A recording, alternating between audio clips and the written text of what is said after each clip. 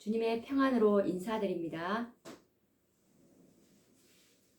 이 시대에 구원받을 수 있는 기별이 요한계시록 14장의 세천사의 기별과 계시록 18장에 있는 두 기별로 이 셋째 천사의 사업인 이 지성소 사업을 말하는데요.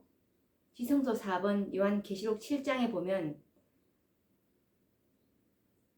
살아계신 하나님의 인치는 사업이 바로 이 지성소에서 주님께서 하시는 사업인데, 이들이 그 입에 거짓말도 없고 흠이 없는 이들이 바로 이 마지막 시대에 사단이 처음에 대쟁투의 초기에 하나님의 율법에 대해서 의심을 제기한 그 마지막 그 의심을 풀어줄 수 있는 그 종결자들인데요.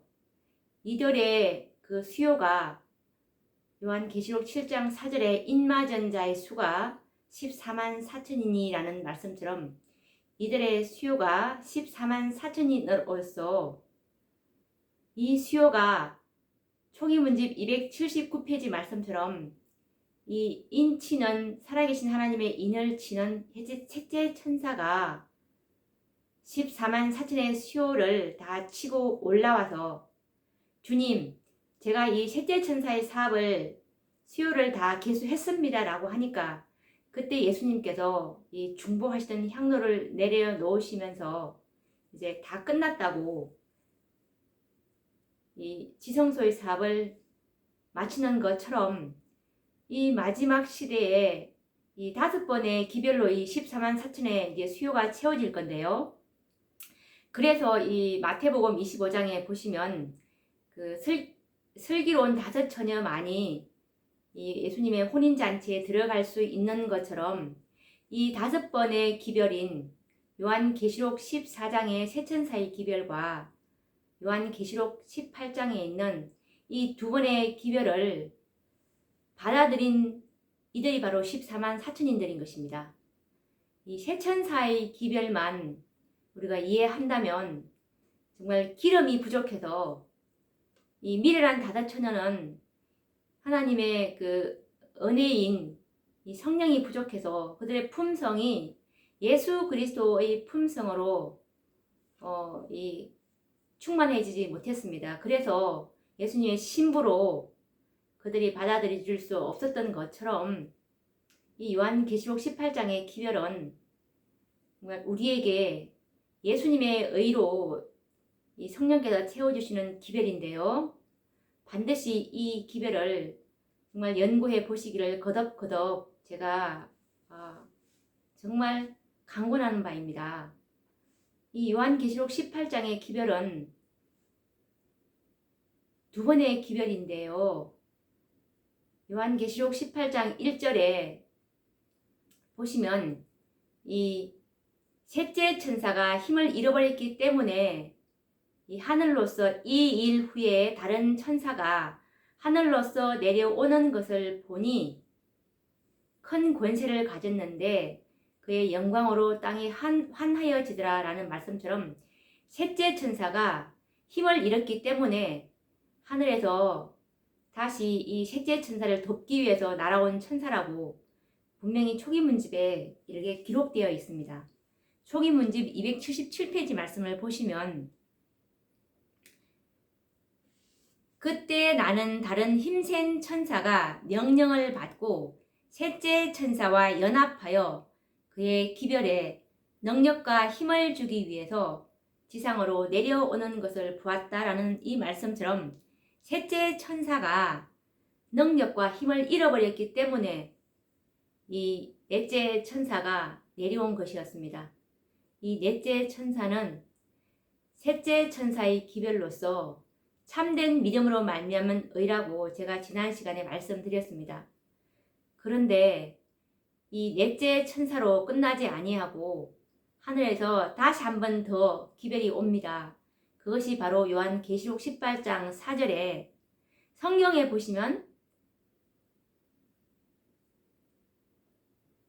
또 내가 들으니 하늘로서 다른 음성이 들리니 라는 말씀처럼 또 내가 들으니 하늘로서 다른 음성, 하늘에서 또 다시 기별이 왔다는 뜻입니다.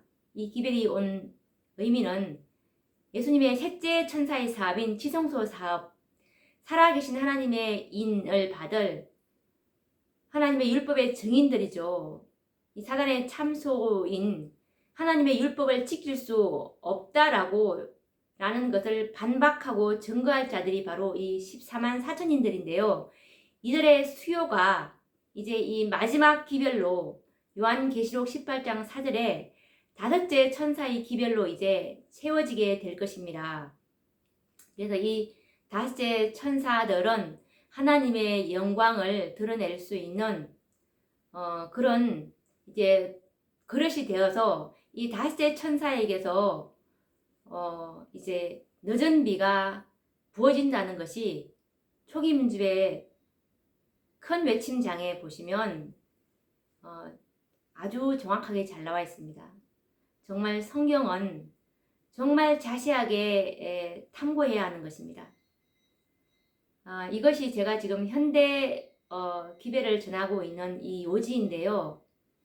제가 이 부분은 제가 자세하게 많이 다루어 놨기 때문에 오늘은 이것을 이렇게 짤막하게 말을 하고 있습니다. 우리가 오늘도 또 이 요한계시록 17장을 나가야 되겠죠. 요한계시록 17장 오늘 마지막 시간인데요.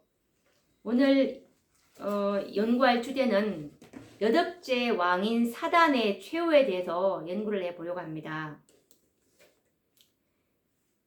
요한계시록 17장 8절과 11절 말씀을 보시면 전에 있었다가 시방 없어진 짐승은 여덟째 왕이니 일곱 중에 속한 자라. 저가 멸망으로 들어가리라 라는 말씀이 있습니다. 이 일곱 중에 속한 자이며 여덟째 왕인 이 사단을 여기서 저가 사단인데요. 사단이 멸망으로 들어간다고 지금 성경은 예언하고 있습니다. 사단은 과거에 그의 대리자인 법왕권과 함께 지상의 왕으로 군림하였습니다. 중세기에도 그랬고 그리고 앞으로도 또 그렇게 될 것입니다. 그런데 이 엄녀의 멸망 후에는 열국들의 권세를 받아서 이제 그들과 함께 이 땅에 재림하시는 그리스도를 대적해서 이제 전쟁을 시도하게 될 것인데요. 이 말씀은 요한계시록 17장 14절에 보시면 저희가 어린 양으로 더불어 싸우려니와 이기지 못하여 그들은 이제 천사들에 의해서 붙잡히게 됩니다. 이제 하나님의 말씀이 이루기까지는 이렇게 해서 이제 사단은 무저갱에 갇히게 될 것인데요. 이것에 관련된 우리 하나님의 말씀은 요한계시록 20장 1절과 3절에 이제 나와 있습니다. 또 내가 봄에 천사가 무저갱 열쇠와 큰 쇠사슬을 그 손에 가지고 하늘로서 내려와서 용을 잡으니 곧 옛 뱀이요 마귀요 사단이라 잡아 1000년 동안 결박하여 무저갱에 던져 잠그고 그 위에 인봉하여 1000년이 차도록 다시는 만국을 미혹하지 못하게 하였다가 그 후에는 반드시 잠깐 노일이라 라는 말씀입니다. 이 말씀을 간단히 요약하자면 이제 요한이 보니까 천사가 무저갱 열쇠와 큰 쇠사슬을 가지고 이제 하늘로서 내려오는 장면이 보이고 이렇게 해서 이제 용인 사단을 잡습니다. 4번이 이 용은 뱀이고 그리고 마귀고 사단이라 하는 자였습니다. 그래서 이 사단을 붙잡아서 이제 1000년 동안 결박하며 무저갱에 던져 잠그고 또 인봉해서 이제 1000년이 차도록 만국을 미혹하지 못하게 하면서 그리고 그 이후에는 잠깐 동안 놓일 것이라는 그 예언의 말씀입니다. 이것에 관련된 증언의 말씀은 각 시대의 대쟁투 657에서 678페이지에 있는 말씀인데요. 그리스도께서 재림하실 때 악한 자들은 온 지면에서 사라진다. 그들은 주님의 입의 기운으로 죽고 주님의 영광의 빛으로 멸망당한다. 그리스도께서 당신의 백성을 하나님의 도성으로 데려가심으로 이 세상에는 거민들이 없어진다. 무저갱이라는 표현은 땅이 혼돈하고 암흑한 상태로 되어 있는 것을 나타낸 것임이 다른 성경절들에 의해서 명백해진다라는 말씀입니다. 그리고 각 시대의 대쟁투 659페이지에 보시면 이곳이 사단과 악한 천사들이 1000년간 거할 곳이다. 이곳은 이제 예수님과 구원받을 그 무리들이 다 이제 하늘로 성천하고 폐허가 된 이 지구를 말합니다.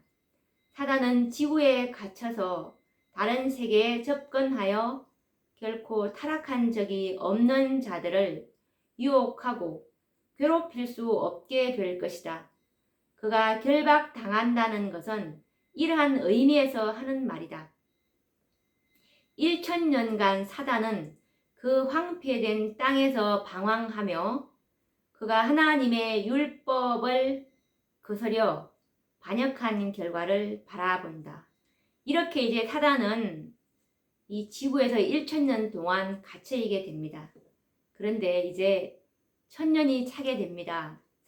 예수님 재림 후 1000년 뒤에 어떻게 되는지 알아보도록 하겠습니다. 요한계시록 20장 7절과 9절 말씀을 보시면 1000년이 참에 사단이 그 옥에서 놓여 나와서 땅의 사방 백성 곧 곡과 마곡을 미혹하고 모아 싸움을 붙이리니 그 수가 바다 모래 같으니라. 저희가 지면에 널리 퍼져 성도들의 진과 사랑하시는 성을 두름에 하늘에서 불이 내려와 저희를 소멸하고. 이렇게 이제 성도들은 하늘에서 1000년 동안 재림하고서 이제 하늘로 올라가서 이제 성도들은 어떻게 지내냐 하면 1000년 동안 왕노릇하며 지내다가 이제 1000년이 차면은 그리스도와 함께 이 지상으로 내려올 것인데요. 그때 이제 이 잠자던 악인들이 형벌을 받기 위해서 이제 심판의 부활로 무덤에서 일어나게 될 것입니다. 그 무리의 수효가 정말 바다의 모래와 같이 많은 무리가 될 것이고, 이때 사단은 또다시 만국을 미혹해서 이제 하나님을 대적하는 일을 하게 될 것입니다. 악한 자들은 사단의 미혹을 받아서 이제 사단에게 최상권을 주면서 추종하여 따르게 될 것입니다. 이때가 바로 사단이 이 지상에서 또다시 왕이 되는 그 순간이 되겠죠. 이렇게 해서 이제 요한계시록 17장 11절에 예언된 8째 왕이지만 7에 속한다는 그 예언이 성취되게 되는 것입니다. 이것에 관련된 증언의 말씀은 각 시대의 대쟁투 662페이지에 자세히 나와 있는데 읽어보겠습니다. 그리스도께서는 1000년 끝에 다시 지상으로 돌아오신다. 그분은 구속받은 무리들과 수행하는 천사들과 함께 오신다. 놀라운 위엄으로 내려오실 때 그분께서는 죽은 악인들에게 형벌을 받기 위하여 일어나라고 명령하신다. 그들은 바다의 모래와 같이 셀 수 없는 큰 무리가 되어 일어난다. 이제 사단은 최상권을 위한 마지막 큰 싸움을 준비한다. 그의 세력을 빼앗기고 기만하는 일을 하지 못하게 되었을 때 그 악의 왕은 비참해지고 기가 꺾여 있었다. 그러나 악인들이 부활하여 그 수많은 무리들이 그의 편이 되어 있는 것을 보게 되자 그의 희망은 되살아난다. 그는 대쟁투에 항복하지 않으리라고 결심한다. 그는 잃어버린 자들의 모든 군대를 그의 군기 아래에 모으고 그들을 통하여 자기의 목적을 달성하고자 노력한다. 그 악인들은 사단의 포로들이다. 그들은 그리스도를 거절함으로써 반역의 두목의 지배를 받아왔다. 그들은 사단의 제안을 받아들이고 그의 명령에 복종할 준비가 되어 있다. 그는 그들을 지휘하여 성도들의 진을 공격하여 하나님의 성을 빼앗고자 계획한다. 악마 같은 광희로 그는 사망에서 부활한 무수히 많은 무리를 가리키면서 자신을 그들의 지도자라고 주장하고 그가 그 성을 탈환하여 자기 보좌와 나라를 회복할 수 있다고 말한다. 사단은 그의 부하들과 의논하고 그 다음에는 왕들과 정복자들과 강력한 사람들과 상의한다. 그들은 자기들 편에 속한 자들의 수요와 세력을 보고 그들에 비하여 성 안에 있는 군대의 수가 적으므로 쉽게 승리할 수 있다고 주장한다. 그들은 새 예루살렘의 부와 영광을 빼앗기 위하여 계획을 세운다. 전원이 즉시 전투 준비를 개시한다. 숙련된 기술자들은 무기를 제작한다. 무훈이 혁혁한 군대의 지휘관들은 호전적인 무리들을 중대와 사단으로 나누어 배치한다. 드디어 진군 명령이 내린다. 셀 수 없이 많은 대군이 행진을 시작한다. 그것은 일찍이 어떤 정복자도 소집한 일이 없는 대군, 이 지상에 전쟁이 있어온 이래 각 시대의 모든 군대를 모두 합할지라도 비교될 수 없을 정도의 큰 군대이다. 가장 강한 전사인 사단이 그 군대를 진두지휘하고 악한 천사들이 그 마지막 전투에 힘을 합한다. 왕들과 전사들이 그를 쫓고 여러 군단으로 이루어진 큰 무리가 각 지휘관들의 명령 아래 그를 따른다. 이렇게 해서 이제 사단은 여덟째 왕이 되어서 악인들을 충동해서 거룩한 성인 새 예루살렘 도성을 이제 공격을 하려고 전쟁을 준비를 할 때에는 성 안에서 이제 하나님의 아들인 예수 그리스도의 대관식이 이제 하늘 거민들과 그리고 구속함을 받은 의인들 그리고 지금 부활한 이 악인들 그리고 온 우주의 그 모든 피조물들이 보는 가운데서 이 예수 그리스도의 대관식이 이제 거행이 되게 됩니다.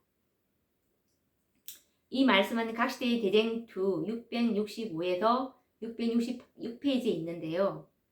하나님의 아들의 마지막 대관식은 하늘과 땅의 모든 거민이 모인 가운데 행해진다.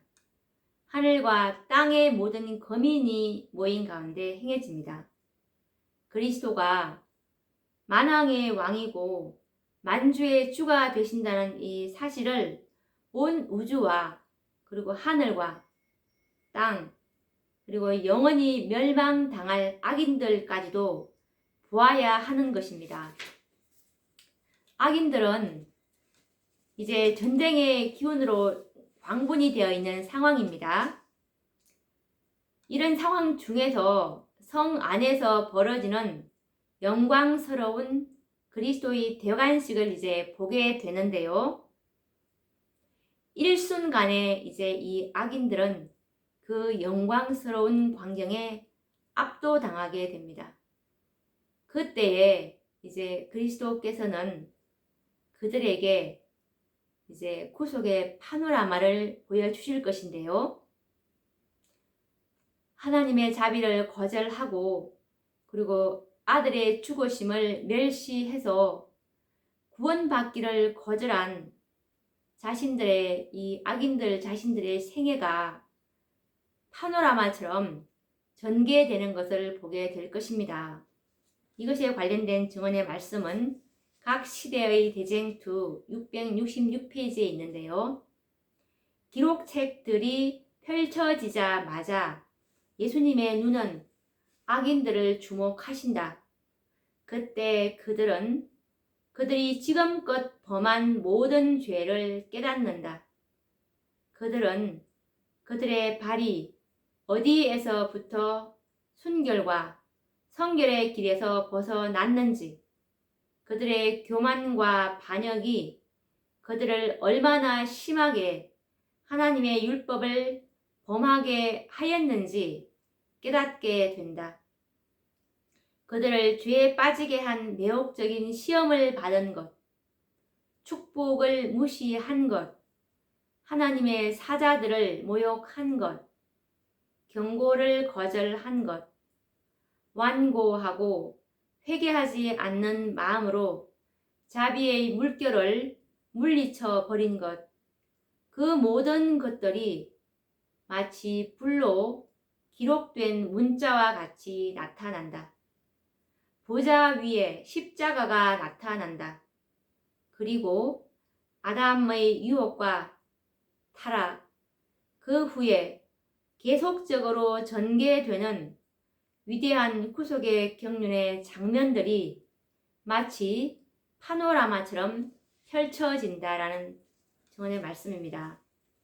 이렇게 사단과 이제 악인들은 자신들의 이 선택의 결과로 멸망을 당한다는 사실을 이제는 분명히 깨닫고 하나님의 자비와 공의를 이제 시인을 하게 되는데요.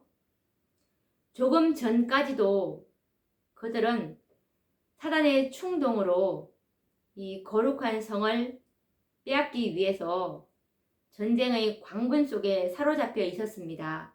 그렇지만 이 장엄한 그리스도의 대관식과 구속의 파노라마를 이제 보면서 악인들은 압도당하게 되는데요. 그들은 만왕의 왕이며 만주의 주가 되신 이 예수님과 성도들을 이길 수 없다는 절망감에 이제 사로잡히게 됩니다. 드디어 악인들은 지금까지 자신들을 충동하고 그리고 기만해 왔던 이 사단과 이 사단의 대리자들인 엄녀와 그리고 엄녀의 딸들인 이 거짓 선지자들에게 속은 것을 이제 깨닫게 되고 이제 그들에게 이제 달려들게 됩니다. 그렇지만 사단은 그들을 다시 이제 설득해서 예수님을 대적하려고 할 것이지만 더 이상 악인들은 이제 사단의 말에 속지 않을 것입니다.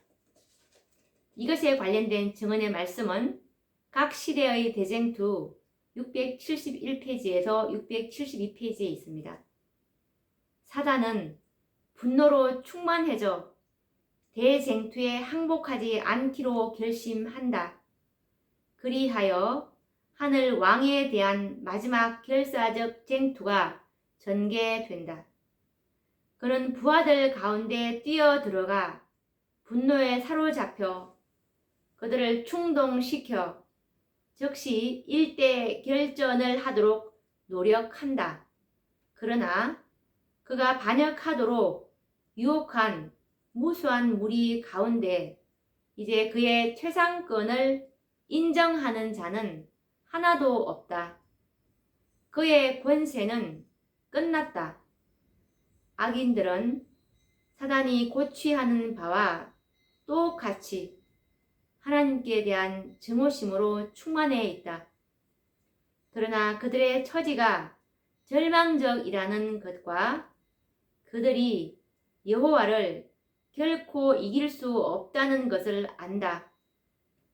그들의 그 분노는 사단과 기만에 있어서 그의 대리 역할을 해왔던 자들을 향하여 폭발된다.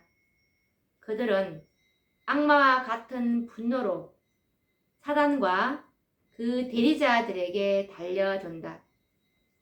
이렇게 해서 이제 여덟째 왕인 사단의 권세는 이것으로 끝이 나게 되고, 그를 위해서 이제 준비된 불못이 있는데요. 이 불못으로 사단은 이제 들어가게 됩니다. 이것에 관련된 성경 말씀은 요한계시록 20장 9절과 10절에 있는데요. 저희가 지면에 널리 퍼져 성도들의 진과 사랑하시는 성을 두름에 하늘에서 불이 내려와 저희를 소멸하고 또 저희를 미혹하는 마귀가 불과 유황못에 던지우니 거기는 그 짐승과 거짓 선지자도 있어 세세토록 밤낮 괴로움을 받으리라 라는 말씀입니다.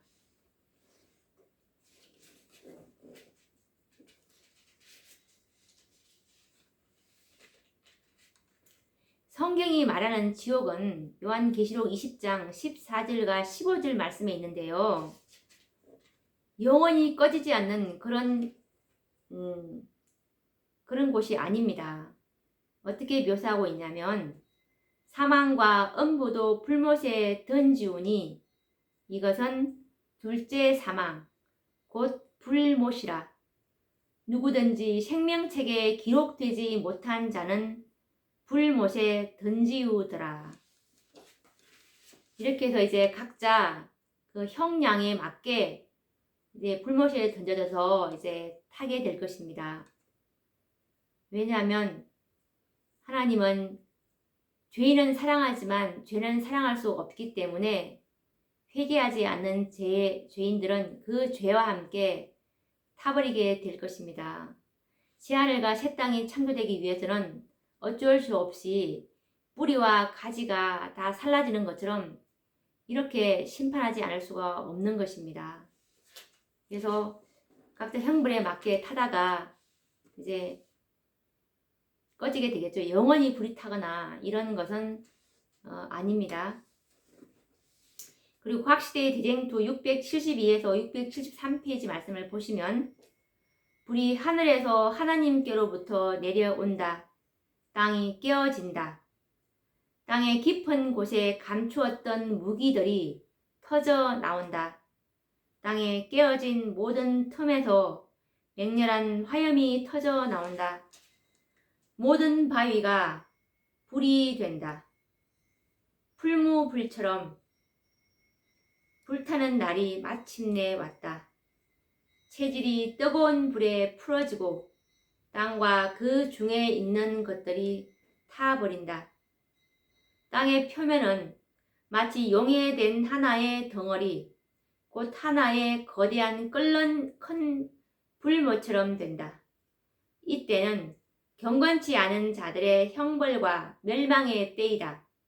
이것은 여호와의 보수할 날이요 시온의 송사를 위하여 신원하실 해이다. 이사야 34장 8절 말씀이었습니다. 이렇게 해서 이제 죄와 사망은 끝이 나게 될 것인데요. 각시대의 대쟁투 672페이지에 보시면 여호와께서 만국을 향하여 진노하시며 그들의 만군을 향하여 분내사 그들을 진멸하시며 살육해 하셨도다. 이사야 9장 5절 34장 2절 말씀. 악인에게 그물을 내려 치시리니 불과 유황과 태우는 바람이 저희 잔의 소득이 되리로다. 시편 11장 6절 말씀. 불이 하늘에서 하나님께로부터 내려온다. 땅이 깨어진다. 땅의 깊은 곳에 감추었던 무기들이 터져 나온다. 땅에 깨어진 모든 틈에서 맹렬한 화염이 터져 나온다. 모든 바위가 불이 된다. 대쟁투는 끝났다. 죄와 죄인들은 없어졌다. 온 우주는 깨끗해졌다. 오직 조화와 기쁨의 맥박만이 온 우주의 만물을 통하여 고동한다. 이렇게 해서 이제 새하늘과 새 땅이 재창조하게 될 것입니다. 영원히 타는 불못은 없습니다. 생명과 빛과 환희가 만물을 창조하신 분에게서 끝없이 넓은 우주로 퍼져 나간다. 가장 작은 원자로부터 가장 큰 세계에 이르기까지 만물은 생물계와 무생물계를 막론하고 조금 더 흠이 없는 아름다움과 완전한 기쁨으로 하나님은 사랑이시라고 선포한다.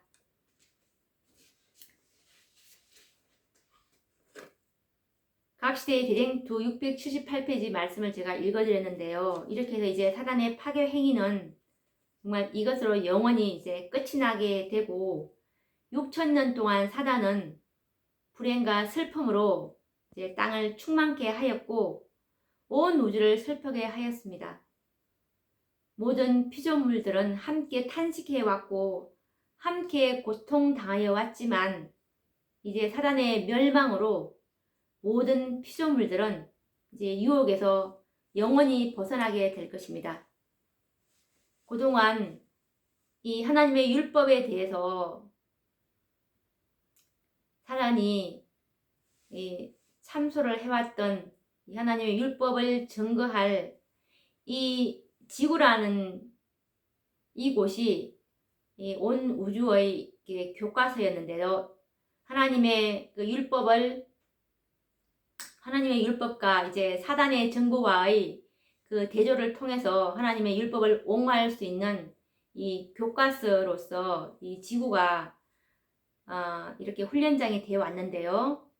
이렇게 해서 정말 하나님께서는 정말 공의로우시고 자비로우신 하나님께서 영원히 이 수도를 하나님의 거처를 이 지구를 재창조하셔서 영원히 이 구속받은 물이 이 마지막 시대에 하나님의 율법을 증거해 왔던 이 14만 4천인들이 이 하나님의 도성인 새 예루살렘 도성 안에서 정말 영원토록 하나님과 함께 기거할 특권을 부여받게 될 것입니다.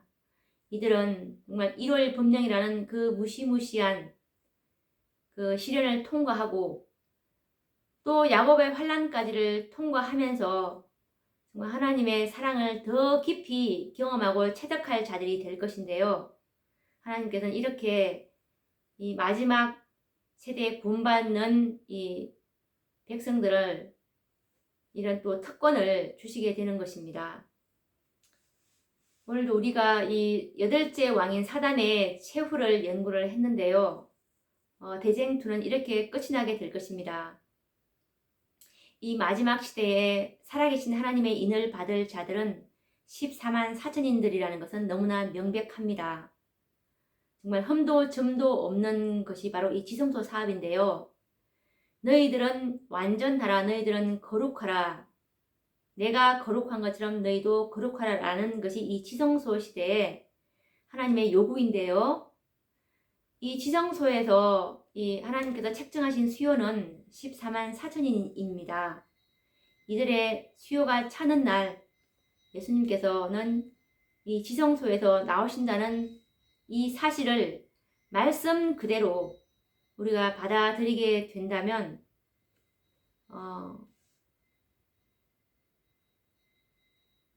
정말 이 그리스도의 의의 품성을 우리가 소유하기 위해서 얼마나 깊은 회개 가운데 있어야 할 것인지를 깨닫게 될 것입니다. 그러면 또 오늘 여기서 마치고 다음 시간에 또 뵙도록 하겠습니다. 감사합니다.